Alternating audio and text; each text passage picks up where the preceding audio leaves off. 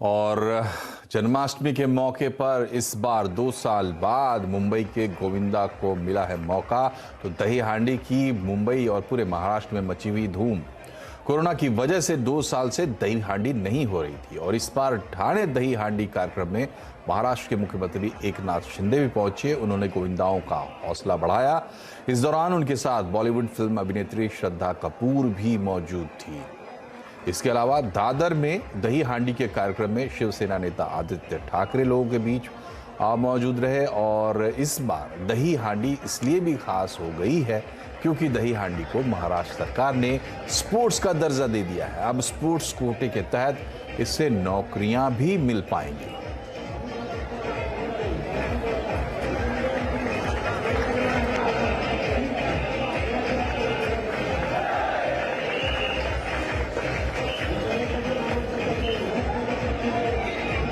तो सीधे लिए चलते हैं मुंबई के दादर शिवसेना भवन, जहां से हमारे साथ विवेक गुप्ता लाइव है।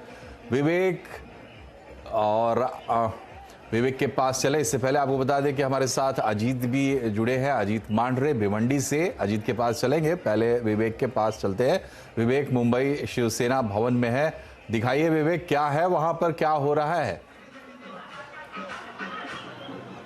बिल्कुल मैं देखिए यहाँ की तस्वीरें काफ़ी ज़्यादा आप रंग ले चुकी हैं और देखिए भीड़ देखिए अभी भी शाम के तकरीबन 7 बजे हुए हैं और भीड़ लगातार बढ़ती जा रही है। और दही हांडी की अगर मैं अपने कैमरामैन को बोलूँ कि आपको दिखाए किस तरीके से जो हांडी की तैयार की गई है और यहाँ से तकरीबन 50 फीट ये दही हांडी बनाई गई है और क्रेन के सहारे से और उस हांडी की ऊंचाई रखी गई है। और जिस हांडी अभी तक यहाँ पर किसी भी मंडल जो आते हैं मुंबई के अलग अलग इलाकों से वो मंडल फोड़ नहीं पाई है। हालांकि पूरी कोशिश की जा रही है कि जो दही हांडी है उसे फोड़ने की कोशिश की जा रही है। अब तक यहाँ पर तकरीबन 7 थर लग चुके हैं, यानी कि जो ह्यूमन पिरामिड होता है वो 7 मंजिल तक पहुँच चुका है। लेकिन हो सकता है, मुझे लग रहा है कि दही हांडी की जो ऊंचाई है वो काफ़ी ज़्यादा ऊंची रखी गई है और हो सकता है कि जैसे जैसे समय बीतता जा रहा है अगर कोई भी मंडल इस हांडी को नहीं फोड़ पाता है तो थोड़ी सी हाइट इसकी नीचे की जाएगी ताकि दही हांडी को फोड़ने में लोग कामयाब रहें। लेकिन जो दादर इलाके का जो दृश्य है आप साफ तौर पर कैमरे पे देख सकते हैं कि किस तरीके से जो लोगों की भीड़ हुजूम यहाँ पर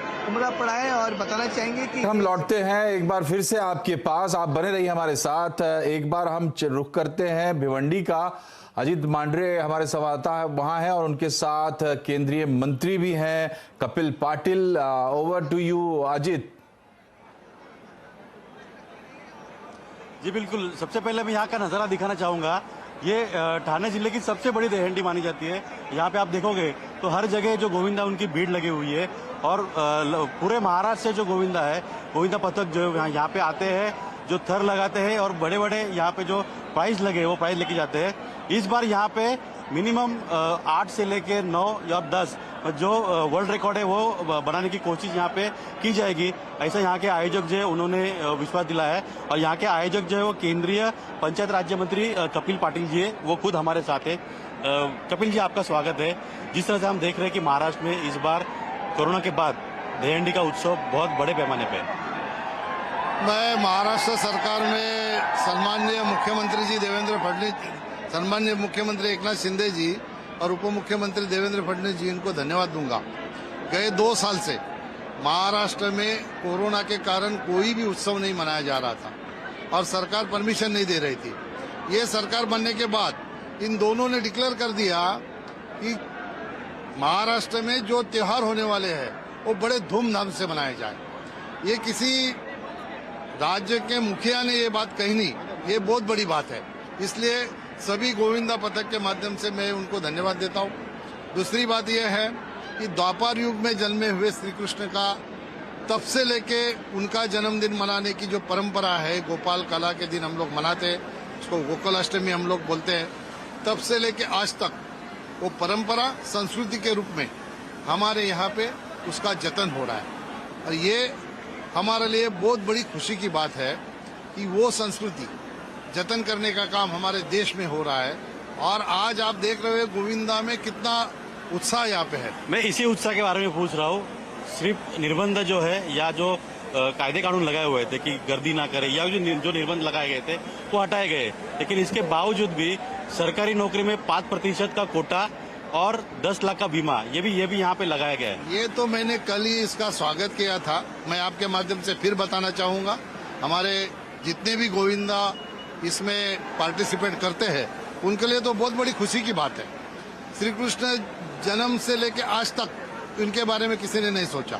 मैं तो ये कहूंगा कि इन्होंने जो हमारे महाराष्ट्र में शिवसेना बीजेपी की जो सरकार है, इन्होंने जो सोच रख के जो एक कल डिसीजन किया है, विधानसभा में उन्होंने जो निर्णय किया है, उसका स्वागत पूरे महाराष्ट्र में हो रहा है। सही मायने में देखा जाए तो गोविंदा पथक को खेल का दर्जा दिया गया और ना बल्कि खेल का दर्जा दे के रुके। सर, मैं आपसे विनती करूंगा, जो यहाँ पे भीड़ जमा हुई है गोविंदा की, इसके सेफ्टी के बारे में क्या क्या आपने प्रोविजन किया वो बताइए।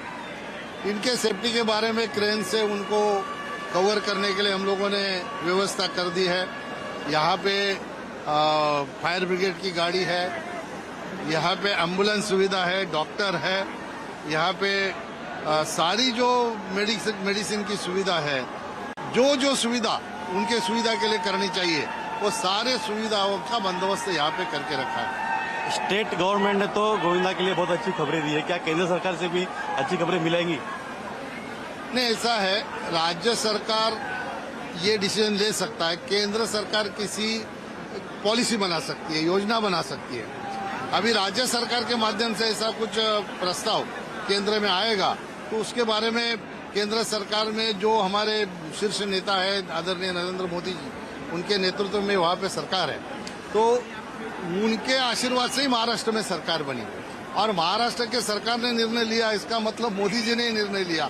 देवेंद्र जी और एकनाथ शिंदे जी उनके मार्गदर्शन में यहाँ पे काम कर रहे हैं। मतलब सेंट्रल में ऐसा स्टेट ने अगर कोई भेजा तो आप उनका पाठ पुरावा करेंगे? ऐसा नहीं है, सेंट्रल गवर्नमेंट लोगों के लिए योजना बनाती है, स्कीम बनाती है और ये एक सुविधा ऐसी हो सकती है कि प्रधानमंत्री राहत कोष होता है, वो अधिकार प्रधानमंत्री का होता है। जी, उसके बारे में मैं सर बहुत बहुत धन्यवाद। आपने देखा होगा कि जिस तरह स्टेट ने जो पॉलिसीज बनाई है सेंट्रल में भी हो सकती है आगे चल के, लेकिन जिस तरह से गोविंदा जो है उनका आप उत्साह देख रहे हैं तो सुबह से लेके सुबह 9 बजे से लेके अभी शाम के 7 बजे हुए, लेकिन कहीं भी इनका उत्साह जो तो वो तो रत्ती भर भी कम नहीं हुआ है। जी, तो अजीत, हम आपसे गुजारिश करेंगे कि आप अपने कैमरामैन से कहें कि हमें थोड़ा तस्वीरें वहाँ की दिखाएं और तब तक हम चलते हैं विवेक के पास। विवेक, आपसे भी हम यही कहेंगे कि तस्वीरें ज़्यादा दिखाएं और बात आपसे हम ये समझना चाहेंगे कि देखिए जिस परिवर्तन की बात मंत्री जी इस वक्त कर रहे थे भिवंडी से, कि महाराष्ट्र में राजनीतिक परिदृश्य बदल गया है और इस बार तो बीएमसी का इलेक्शन भी है, तो दादर के दही हांडी में क्या कुछ बदलाव दिखाई दे रहा है और क्या बीएमसी इलेक्शन की तैयारियां भी दिख रही हैं इस बार दही हांडी में?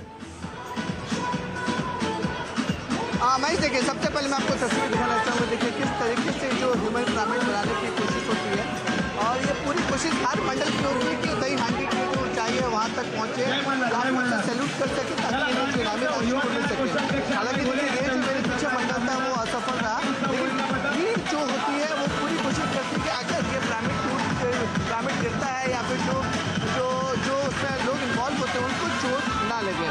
गाइडलाइन कहती है कि तेरे जो भी सबसे ऊपर बच्चा पहुंचेगा, जो सबसे छोटा गोविंदा होता है वो 13 साल की उम्र का होना चाहिए, उससे ज़्यादा नहीं होना चाहिए। तो सभी गाइडलाइन फॉलो कर रहे हैं। लेकिन दूसरा सवाल जो आपने पूछा था कि पॉलिटिकली मोटिवेटेड क्योंकि है ही नहीं, क्योंकि देखिए ये बीएमसी चुनाव नजदीक आने वाला है, इसलिए शिवसेना ने इस दही हांडी का नाम जो आयोजन है उसका नाम रखा गया है। निष्ठा मीन्स अगर अंग्रेजी में बोलेंगे तो लॉयल्टी होती है, तो वही अब होता है कि जिस तरीके से उनके बागी विधायक जाकर बीजेपी में शामिल हो गए, फिर सरकार बन गई, अब इसको पूरे पॉलिटिकल रंग दिया जा रहा है कि किस तरीके से जब अक्टूबर नवंबर में जब भी बीएमसी चुनाव आएंगे और जब बीएमसी चुनावों का ऐलान होगा उसमें किस तरीके से इसको मनाया जाए। तो ये एक फेस्टिवल है, हालांकि जब जितने भी पॉलिटिकल लीडर्स यहाँ पे आ रहे हैं उनका साफ तौर पर कहना है कि ये एक बड़ा फेस्टिवल है महाराष्ट्र का और हिंदुस्तान का, जिसमें कोई पॉलिटाइजेशन नहीं होनी चाहिए। लेकिन जिस तरीके से नाम दिया गया है मैं उसमें साफ तौर पर लग रहा है कि कहीं ना कहीं शिवसेना इसको पूरी कोशिश करेगी कि लोगों को बताए कि असली शिवसेना कौन है, नकली शिवसेना कौन है। इसलिए बाकायदा अगर मैं अपने कैमरामैन दिग्विजय से बोलूँगा कि किस तरह से बड़ा सा स्टेज बनाया गया है, उसमें बाकायदा बाला साहब ठाकरे ठाकरे की फोटो लगाई गई है और देखिए मंच का नाम रखा गया निष्ठा दही हांडी। हालांकि नॉर्मल जो दही हांडी होती है उसमें सिर्फ दही काला या फिर नॉर्मल दही हांडी का नाम दिया जाता है, लेकिन नाम में ही पूरी राजनीति की छिपी हुई है और नाम में ही साफ तौर पे एक संदेश चाहती है कि आगामी चुनावों में और क्या संदेश है।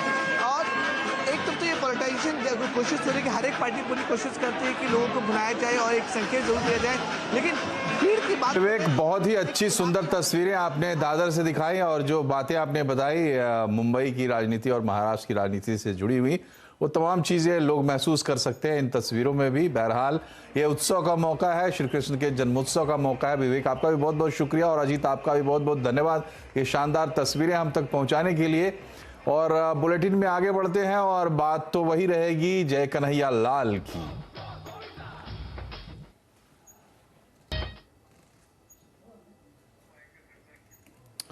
तो आज देश भर में श्री कृष्ण जन्माष्टमी की धूम है और इसी वजह से मुंबई में गोविंदा सड़कों पर है।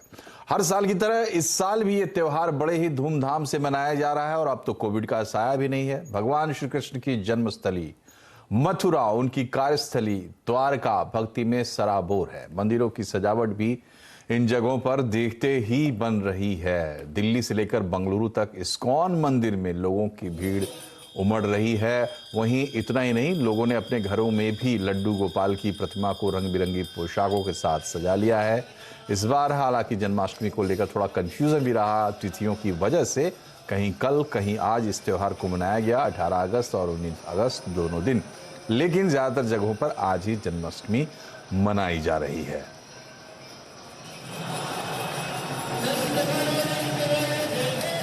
और अब आपको दिखाएंगे लाइव तस्वीरें। हमारे साथ वृंदावन से जुड़े हैं नितिन गौतम और द्वारका से दीपिका खुमान, मथुरा से चांदनी धवन।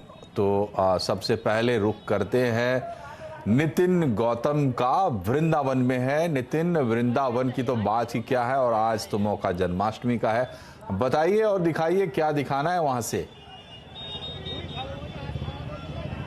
जी देखिए, हम अपने दर्शकों को बताना चाहेंगे कि आज जन्माष्टमी का पर्व है और रात 12 बजे अजन्मे के जन्म को मनाने के लिए देश विदेश से श्रद्धालु यहाँ पर आए हैं। कान्हा के जन्म को लेकर जो साधु संत हैं उनमें भी काफी उत्साह है और हमारे साथ कुछ साधु संत हैं, उनसे हम बात करेंगे कि किस तरीके से वो कान्हा के जन्मोत्सव को मनाने के लिए तैयार हैं। किस तरीके से कान्हा के जन्मोत्सव को मनाने के लिए तैयार हैं, क्या तैयारियां हैं आपकी? बिल्कुल पूरी तैयारी है। जब भगवान कृष्ण का जन्म हुआ था तो पूरा ब्रजमंडल बैकुंठ के रूप में परिवर्तित हो गया था।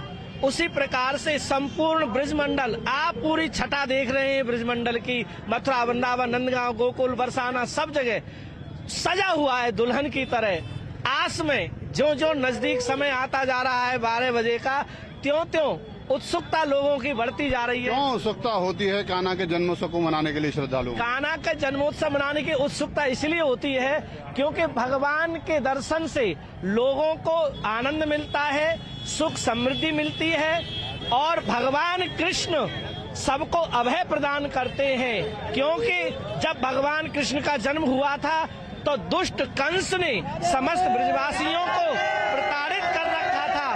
इस वजह से यहाँ भगवान के दर्शन के लिए लोग लालायित हैं, उत्सुक हैं कि हम लोग भगवान का जन्मोत्सव बड़े धूमधाम से मनाएंगे, आनंद के साथ मनाएंगे। धूमधाम की बात हो रही है, उत्साह की बात हो रही है, भक्ति की बात हो रही है, भाव की बात हो रही है। आखिर क्या ऐसा कन्हैया में जो लोगों को उनका प्यार कन्हैया के प्रति उमड़ता है? देखिए, इसलिए उमड़ता है क्योंकि ठाकुर जी ने अपने जीवन में सब कुछ सिखाया है।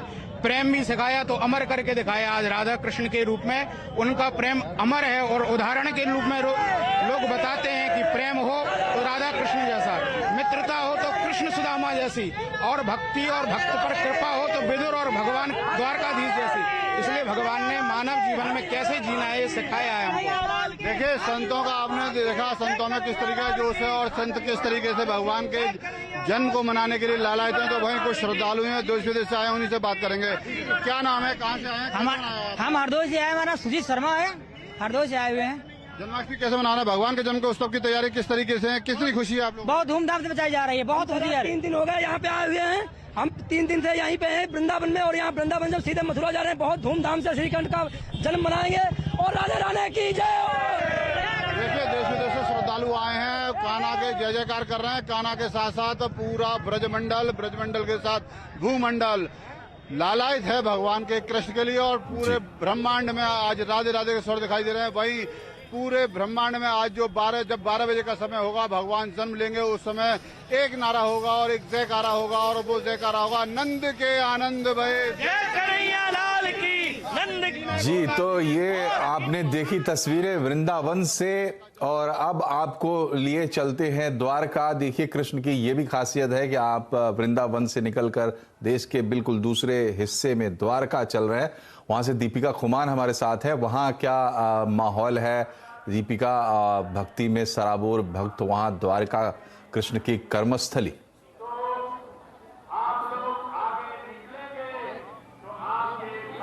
दीपिका,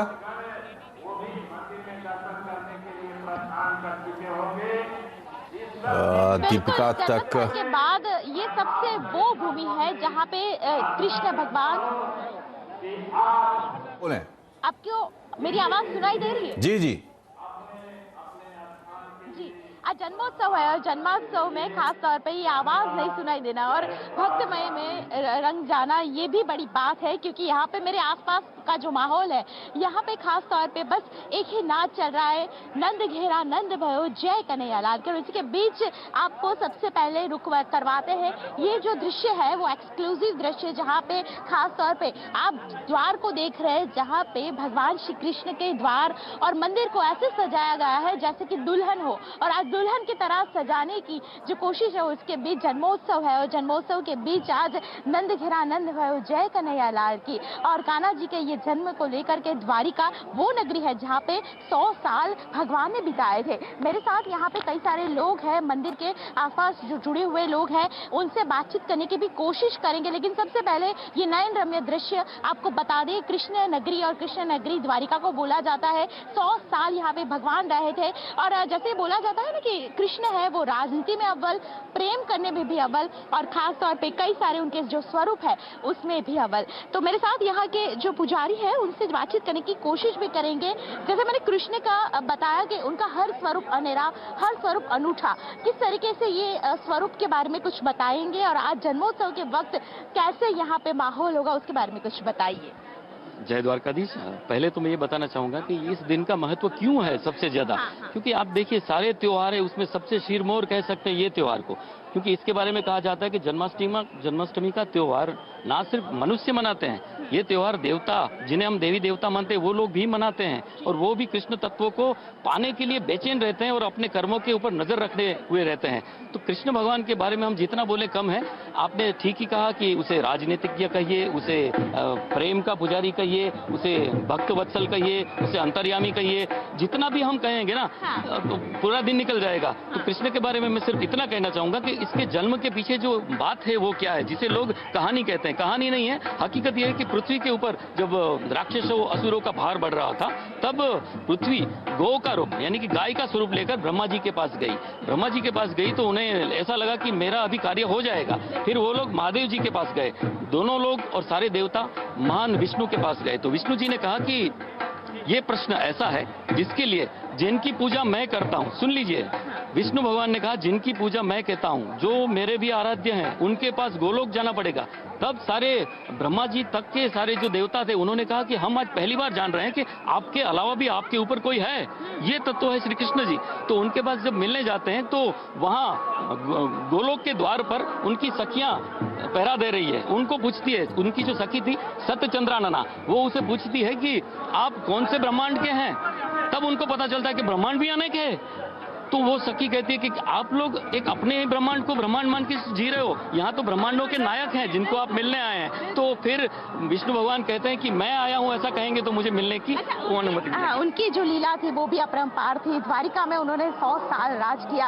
यहीं पे पटरानी के कई सारे महल है, वो आज भी यहाँ पे अंकित है, उसके बारे में कुछ बताइए। और खासतौर पे जो द्वारका आते हैं वो बिल्कुल बेट द्वारका भी जाते हैं, गोमती नदी के भी दर्शन करते हैं। यही महात्मा है यहाँ का, गोमती नदी के किनारे भगवान श्री कृष्ण का यहाँ पे मंदिर है। क्या बताएंगे उसके बारे में, क्या कुछ जानते हैं उसके बारे में? पहले तो हम बात कर लें कि द्वारका भूमि क्या है। द्वारका भूमि जो है वो ये भूमि है, इसे कह सकते हैं ये पृथ्वी का हिस्सा है ही नहीं। यहाँ के जो राजा थे, मनु के पुत्र शर्याती ने पूरी पृथ्वी को जीत लिया था और अपने पुत्रों को ये पृथ्वी दान में देने की कोशिश की कि मेरी उम्र बढ़ रही है तो अब ये पृथ्वी को आप संभालिए।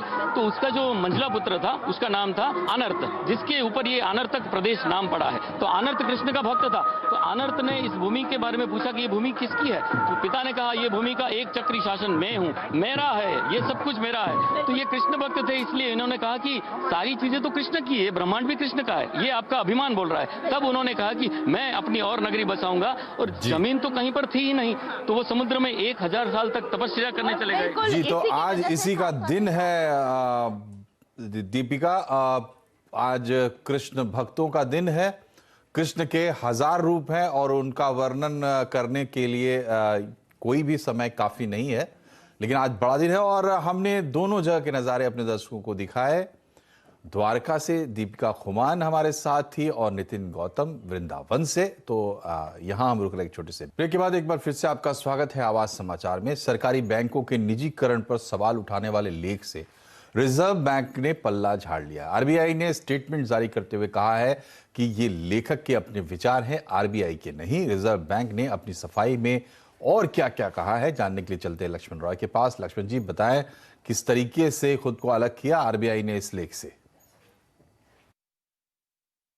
देखिए, दरअसल रिजर्व बैंक के रिसर्च विंग के कुछ अधिकारियों की तरफ से एक लेख प्रकाशित किया गया था और उस लेख में यह बताने की कोशिश की गई थी कि सरकारी बैंकों का निजीकरण हर मर्ज की दवा नहीं है। खास तौर से फाइनेंशियल इंक्लूजन का हवाला देते हुए कहा गया था कि इस दौरान निजी बैंकों से ज्यादा बढ़ चढ़कर भूमिका निभाई थी सरकारी बैंकों ने, इसलिए अंधाधुंध निजीकरण नहीं करना चाहिए सरकारी बैंकों का। इस लेख के बाद अब रिजर्व बैंक ने यह सफाई जारी की है कि ये लेखक के अपने विचार हैं, ये रिजर्व बैंक इससे सहमत नहीं है, या फिर कहें कि रिजर्व बैंक के विचार नहीं है। तो पहली बात को तो इस लेख से आरबीआई ने अपना पल्ला झाड़ लिया है, लेकिन लेख का एक तरीके से समर्थन भी किया है और कहा कि ये जो लेख है वो सरकार की नीति के अनुरूप ही है, दोनों में कहीं कोई अंतर विरोध नहीं है। क्योंकि लेख में कहा गया है कि बहुत बड़े पैमाने पर अंधाधुंध निजीकरण नहीं करना चाहिए, इसकी वकालत नहीं की गई है, जबकि सरकार भी बहुत बड़े पैमाने पर अंधाधुंध निजीकरण के पक्ष में नहीं है। सरकार ने सिर्फ 2 सरकारी बैंकों के निजीकरण की बात की है। ऐसे में चरणों में निजीकरण या पूरे निजीकरण ना करने की वकालत सरकार ने भी की है और इस लेख ने भी की है, इसलिए दोनों को अंतर्विरोध या एक दूसरे के विरोधी के तौर पर नहीं देखा जाना चाहिए। तो एक तरीके से रिजर्व बैंक ने अपने आप को इस लेख से पल्ला भी झाड़ा है। रिजर्व बैंक ने इस लेख के विचारों को एक तरह से समर्थन भी किया है और यह भी कहा है कि सरकार के विचार से बिल्कुल उलट नहीं है, बल्कि सरकार के विचार के अनुरूप ही है। बहुत बहुत शुक्रिया लक्ष्मण जी, और इसी के साथ बुलेटिन में फिलहाल इतना ही। हमें दीजिए इजाजत, लेकिन जुड़े रहिए CNBC आवाज से। नमस्कार।